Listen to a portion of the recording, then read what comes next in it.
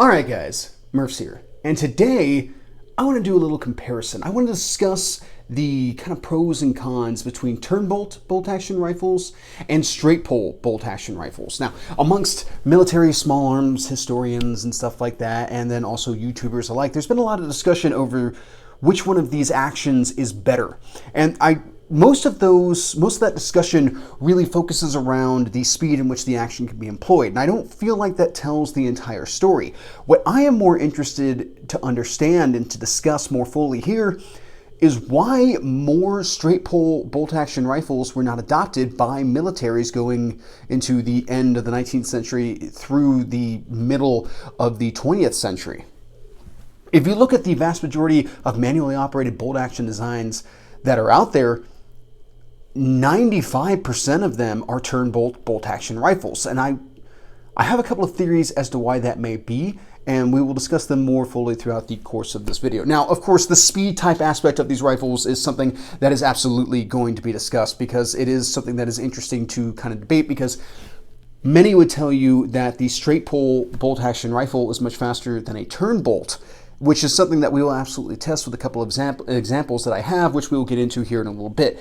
But I do want to discuss the speed aspect of this and why I don't think, not only does it not tell the whole story, but I think it is really misrepresented as an advantage in this case. In the late 1800s, when magazine-fed rifles started to get adopted, there were some concerns in quite a few different militaries as to whether or not that was actually a good idea.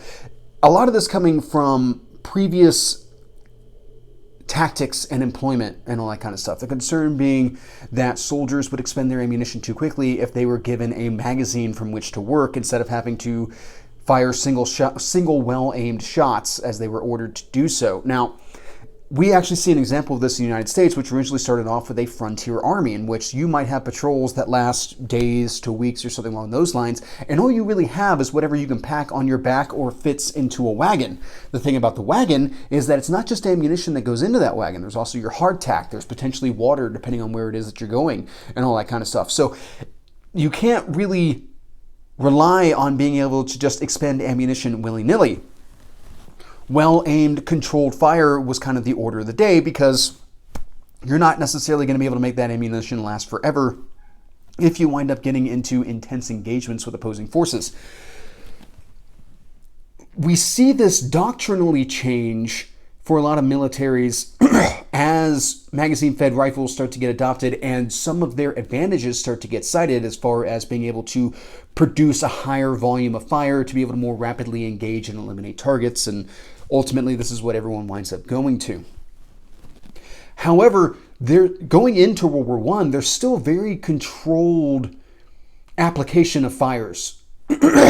Excuse me. You see this in a couple of different examples in different militaries. You still see magazine cutoffs with the idea that your magazine is in reserve and that you would fire single well-aimed shots as ordered by an officer up until the enemy rushed you or something along those lines, and you were given the order to be able to fire freely, in which case you could engage your magazine up until the enemy were repulsed so that you could move back to single well-aimed shots.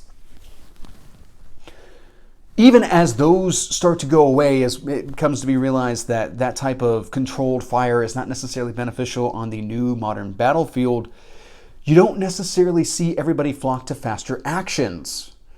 And what I mean by this is, as we go from World War I into World War II, the United States is the only military that effectively fields a semi-automatic rifle. And even then, they still had to supplement some production with 1903 Springfields. Now, even though semi-automatic rifles were developed during World War I and saw some limited use, you don't see a lot of militaries invest a lot of time or effort into producing newer models. You see some experimentation done by the British with the short magazine Lee Enfield, trying to adapt it over to a semi-automatic system. The French had a semi-automatic rifle in the works, though World War II kind of shelved that for a little while. The Russians were utilizing the SVT-38 and SVT-40, but it did not necessarily meet the mass production that was necessary to actually be able to arm the Red Army, and at that point the Mosin Nagant would continue to hold sway. Even by the end of World War II, where you see the Germans invest in the Gewehr 41-43, you see the Simonov SKS come into Russian use in late 1945, and even the Sturmgewehr 44 being a late war adaptation, these are all circumstantial requirements. All of a sudden, militaries realized that they needed to be able to produce a higher volume of fire. And this actually kind of parallels the overall development of machine gun application, where in World War I, you had static positions in which a machine gun was just basically supposed to control land. And by World War II, you go to much lighter weight systems that are able to maneuver around the battlefield because doctrine has shifted over to being able to provide suppressive fire to be able to fix and then maneuver against an enemy position. Now, the goal starts to become, by the end of World War II, starts to become to be able to provide the average soldier the ability to be able to act more like a machine gun, to be able to produce a volume of fire capable of fixing an enemy position. But it takes that long in order to be able to get to that point. It would take a squad of soldiers with bolt-action rifles to even somewhat amass the same amount of firepower as a machine gun. And even then, you're still going to be very hard-pressed. It's going to take a lot more than a squad, honestly. Even with semi-automatic rifles, a squad is going to be hard-pressed to be able to produce the same amount of firepower of a single, well, in this case, an MG42 would be a bad example, but perhaps a Browning M19 1984, something along those lines, that still fairly mobile but higher volume of fire is just going to be very difficult to be able to replicate with rifles of the time up until we move into intermediate cartridges and select fire weapon systems, which gives us the AK, the M16, and all those types of things, and why many of those weapon systems were still incorporated with full auto fire to be able to be pressed into service as machine guns should the situation require. Now, I've most definitely gone down quite a bit of a rabbit hole here and gotten far away from discussing bolt actions, but my point still stands. Equipping the average infantryman with the ability to fire rapidly was not that high of a priority, and we start to see that priority increase during World War II and kind of meet its fervor by the end of the war.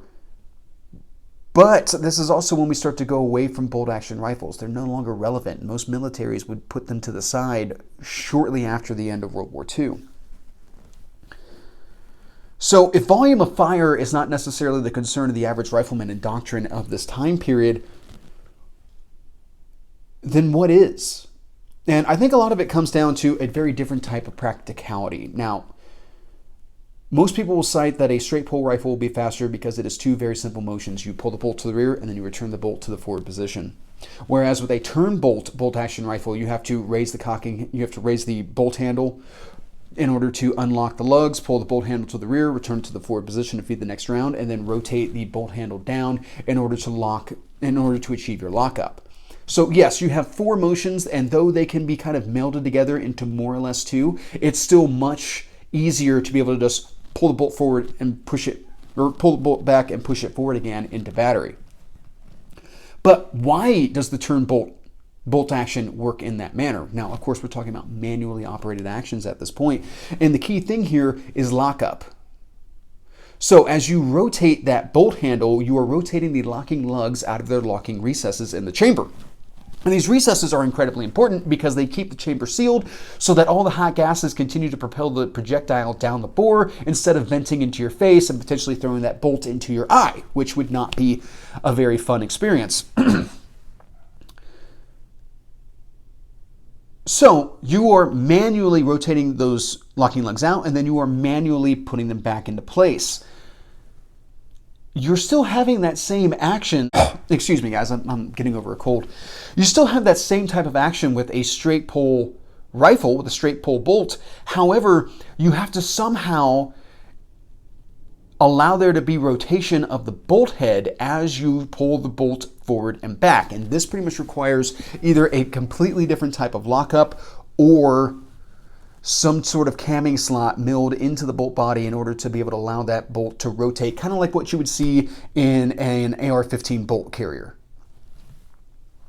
Now, this means that you have more milling operations. This means that there's more involved in the production of these rifles, which increases cost and time. Now, first off, time is a non-replaceable resource. You cannot get time back once it is spent. So kind of keep that framed in this overall conversation. Now, some people would say that if you're talking about governments and stuff like that, then money is not really an object. And that is not true. That is not true at all. Anybody who has to balance a budget, which is pretty much everybody, has to take cost into account, because that is going to be money, even if it's allocated for the production of rifles, that is money that is not being allocated elsewhere. Even if these are separate pots, you have your rifle fund over here, and you have your production of rations fund over here, and all that type of stuff. Even though those are separate pots of money, they still came from the original main pot and got allocated accordingly. So if you have a high cost of production for your rifle to begin with, it's going to be detrimental to other expenses. It might be the amount of ammunition that you're going to have on hand. It might be the amount of time that you can spend training. It could be the production of medical equipment or something along those lines. Something else suffers in this process, and this is the ebb and flow, the give and take of being able to balance these types of expenditures.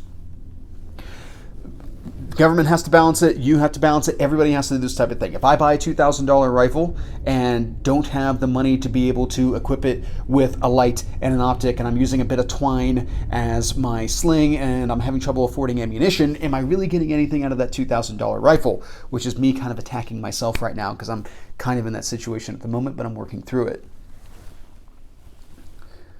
So with that being the case, I think this is what ran into a lot of militaries moving away from straight pull rifles because of that added cost. Now, in addition to that, you also have Mauser at this time, who is an absolute titan of a company, in which they are producing rifles for the lion's share of the militaries in the world going into World War I, and in a couple of different actions and all that kind of stuff.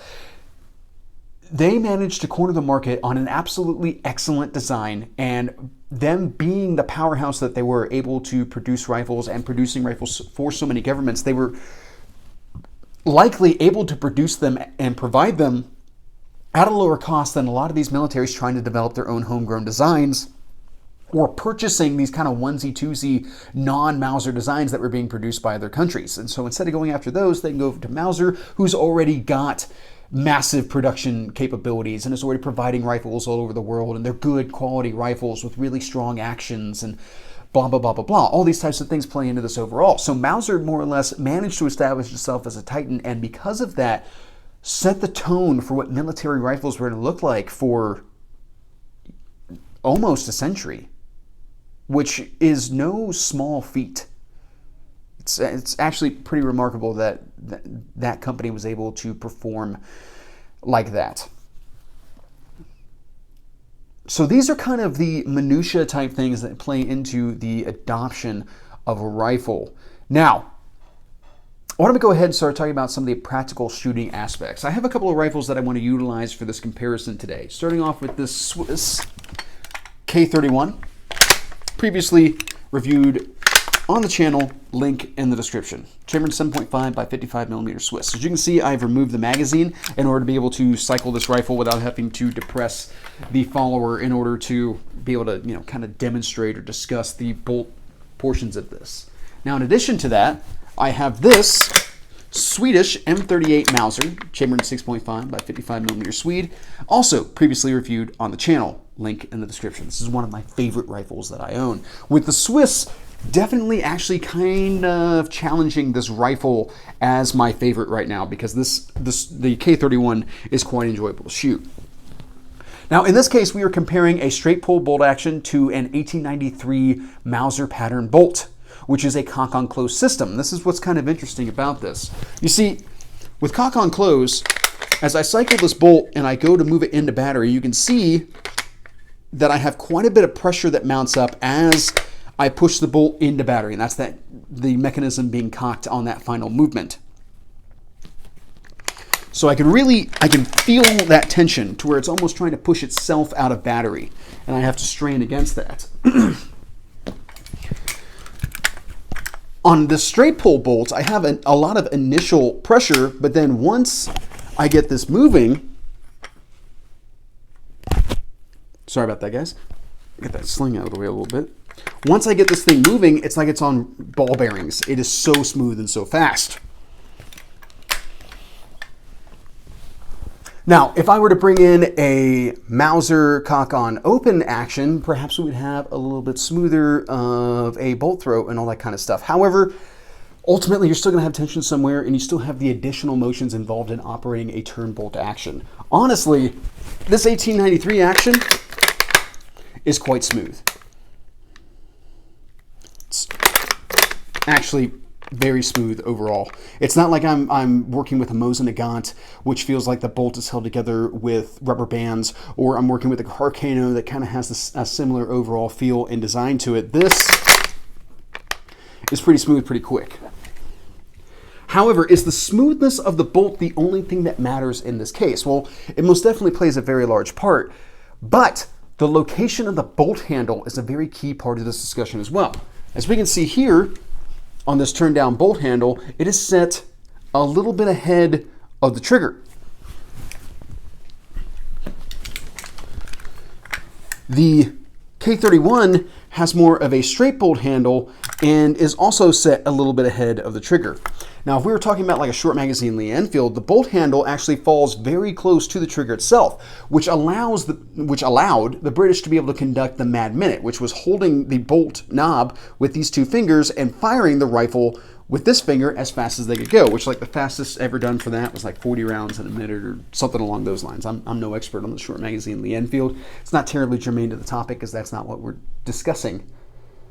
So neither one of these bolts are necessarily ideally placed to be able to conduct Mad Minute-like shooting. I was actually playing with this a little bit beforehand, and I noticed that I could somewhat achieve that with this bolt. And it's definitely something that I think we're going to have to play around with a little bit on the range here in just a minute. Now with the K31, it's definitely a touch more difficult.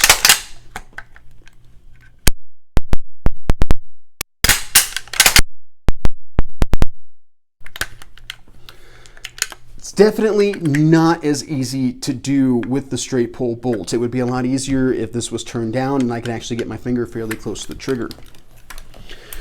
But with that being the case, I feel like it's time to go to the range and put these two rifles up against one another in a speed drill and see what it is that we can achieve attempting the Mad Minute style of bolt operation and then switching over to a more conventional style of bolt operation, all of this put on a timer. So let's see how they shoot.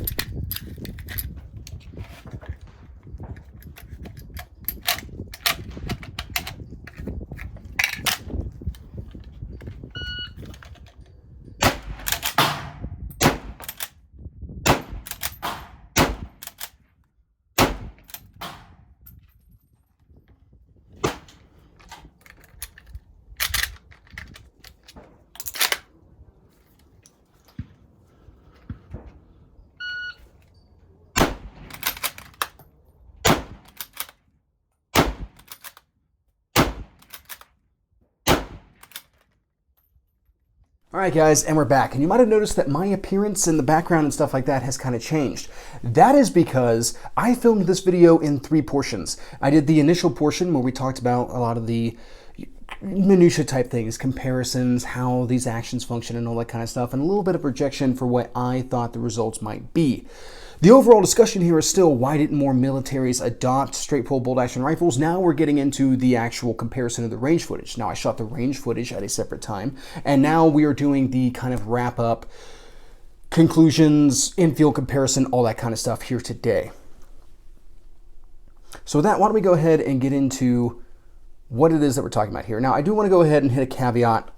I am not some sort of rapid fire bolt action competition shooter kind of guy. In fact, this is the fastest that I've ever tried to shoot bolt action rifles. Now that's not to say that I go to the range and I like shoot one round and I kind of like look around for a little bit and like pick my nose, slowly eject the cartridge, like save my brass, and then fire my next shot. Generally, I cycle the actions pretty quickly, but I've never necessarily done an old-timey mag dump like this. So how does this affect our results? In this case, we have to remember that this comparison is by no means scientific. There's lots of variables that would have to be more controlled for an actual scientific process here. But at the very least, I, the shooter, am the constant within this comparison. It's not like we have, some sort of crazy Jerry Michalik of bolt action rifles on the K31 and me on the Swedish Mauser or anything along those lines. It is me doing it the whole time, and we're going to see all of the attempts of me ever trying to shoot bolt action rifles fast, because that is what this video is. The first and thus far only attempts for me to cycle bolt actions as fast as I can off the shoulder. All right, so with that, why don't we go ahead and get into the comparison type aspect. I do want to throw out one more caveat though. I did in the previous portion of this video state that I was going to shoot mad minute style, cycling the action with my thumb and forefinger, firing the rifle with my middle finger. However, I got out to the range and I shot the more traditional style of cycling the bolt, using your whole hand and then coming back and reestablishing your grip to fire the next shot. So that is what we will actually start out with in this comparison. So let's go ahead and roll the K31 and see how that went.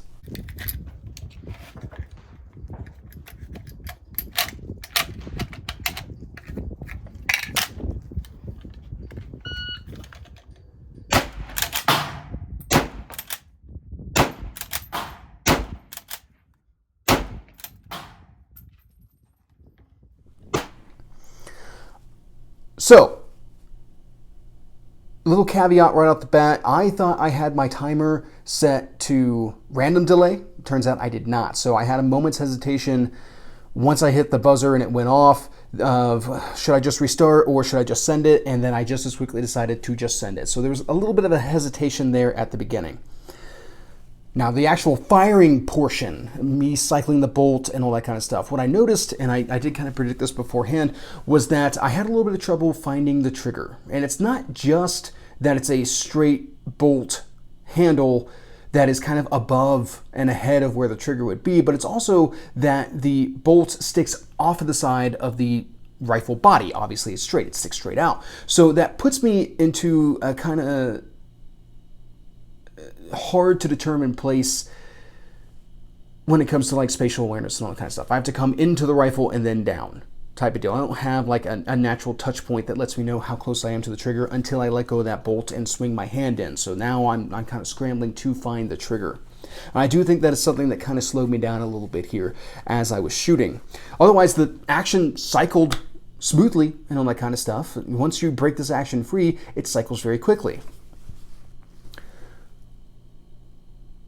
Time-wise, and I'll annotate the times down below, it was just over 11 seconds. That's not terribly fast. And it's not a good start for these rifles, but you know what? We also hadn't shot the M38 yet. So with that, why don't we go ahead and check out the M38 shooting footage.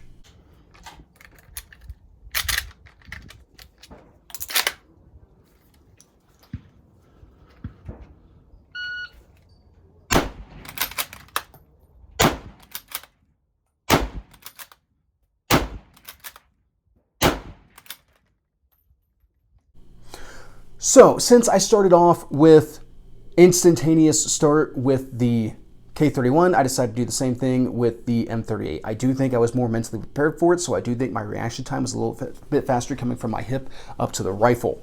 You'll notice that the first time I cycle the bolt, it's a little sluggish coming back, but after that, the bolt cycles very smoothly. I kind of get the rhythm down and rep out the rounds pretty quickly.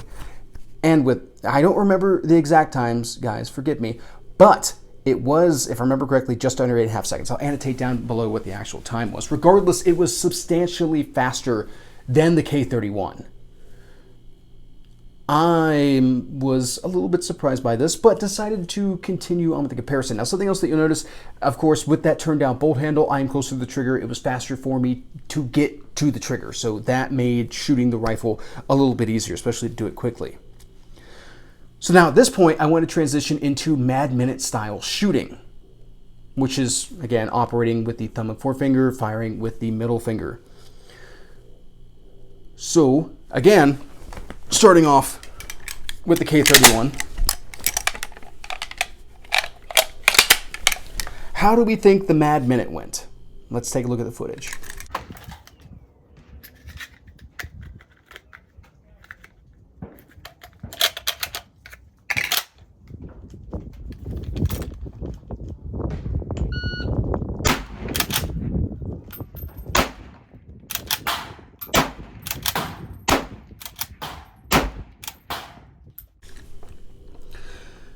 Now, at the beginning, there was another little bit of a stutter because as much as I don't normally shoot bolt-action rifles very fast, I most definitely don't normally practice the mad minute. So I kind of forgot what it was that I was doing for like half a second and then reminded myself that I was using my middle finger and got onto it. It still took me a little bit of time to be able to find the trigger. And honestly, it felt like an eternity running this rifle. I thought for sure this was actually slower than what it was that I was doing before. It felt clunky. It felt very stutter start and all that kind of stuff. But, as you can see down below at the time, this was faster yet. This is a bit of a surprise. Now, one thing I do want to frame for you guys here, as I'm shooting these rifles, I'm not just like mag dumping into trash or just shooting the berm. I'm actually engaging a target. So I am trying to get back onto my sights and all that kind of stuff. That way, it's not just pure speed and all that kind of thing. It's actual kind of like combat speed. The fastest that you would be able to shoot the rifle off of the sights, engaging a man-sized target. Now, I'm not necessarily saying that I was hitting all A zones. I was just trying to hit a torso-sized target in general for these purposes. So the K31 was a little bit faster still. That was a bit of a surprise. Now, let's go ahead and check out the M38 of shooting.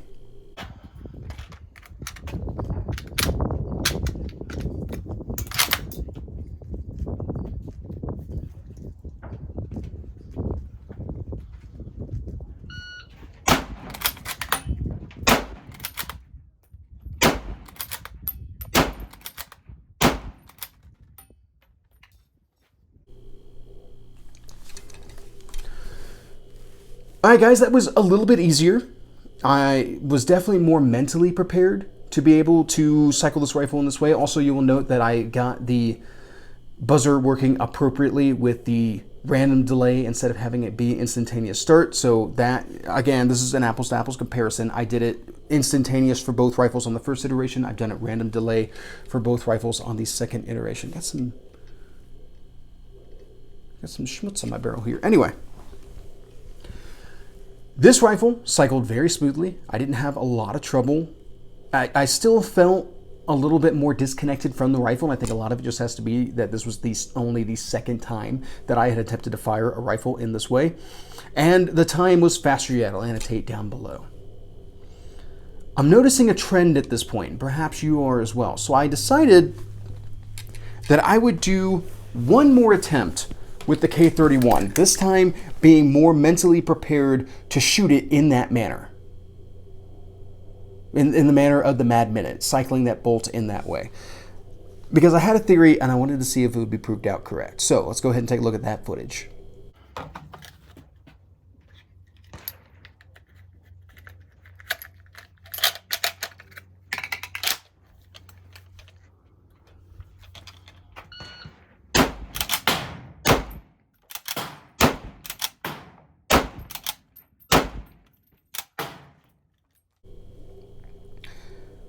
When I shot the K31 the second time, it felt a little bit smoother. I still felt like I was reaching to find the trigger, but that was the fastest time of the day, and I'll annotate that down below. And this is what kind of led me to my conclusion here. Now, something to keep in mind, guys, yes, I shot the K31 one additional time more than I shot the M38. The ammunition for both of these rifles is pretty expensive. I have a finite amount, and seeing as I don't make money for these videos on this channel, everything is funded by me, I don't necessarily want to expend it all on a method that I'm not necessarily going to utilize for realsies, especially since I think the conclusion here has become rather plain. Every time I shot these rifles, I shot them faster. Both of them. Every time. As I switched back and forth, I shot each one of these rifles faster. Now, of course, that's not like if I shot it, 3 more times, I would have gotten down to, under a second in cycling the action or anything along those lines. There's definitely still a point of no return. But I feel that both of these rifles are going to be pretty neck and neck. I don't think it's going to be like, well, I cycled this rifle in 3 seconds and I cycle the M38 in 1.5 seconds or anything along those lines. I don't think the differences are going to be that wide. And I think ultimately that is what led most militaries to the conclusion that they did not need to necessarily invest into the development, production costs, all those types of things of a straight pull rifle when a bolt action could be run just as quickly. And they're not necessarily that convinced that super fast speed is the thing that they need to begin with out of a bolt action rifle. So honestly, if you spent enough time training with either one of these rifles, I think you could cycle them just as fast as the other. And I really don't necessarily think it would be more costly to train to do one over the other. You know, like if I were to do one reload ones with an AK, they're going to be inherently slower than an AR-15. If I dedicate more time to training one reload ones with an AK, I'll eventually get them to be just as fast as an AR-15, but I'm going to have to invest a lot of time and effort to be able to get it there, whereas an AR-15 might be better ready to accept that high speed to begin with, or is better situated to be fast to begin with. I don't think we have that in this case. These both run off of stripper clips. These both are manually cycled actions. There's just a difference in how it is that they cycle. And of course, positioning and all that kind of stuff. Now, a couple other things from shooting them. The K31 sights are pretty quick to get onto. I do think the M38 has faster sights to get a hold of. And I think a lot of that has to do with how the buttstock fits my shoulder. It just allows me to align more naturally with the sights. The K31 has a little bit more of a sloped buttstock, and I did notice that would ride down my shoulder as I was shooting. It's just something you kind of have to pay attention to. You kind of see what it is I'm talking about there. The overall shape of the stock kind of brings it to the point of starting to slide down. Probably very advantageous in a prone position, but not very fun in a standing position. All right, guys, I think that pretty much covers my thoughts on this particular subject. I hope you guys found this helpful. That's pretty much what I got. Have a good day.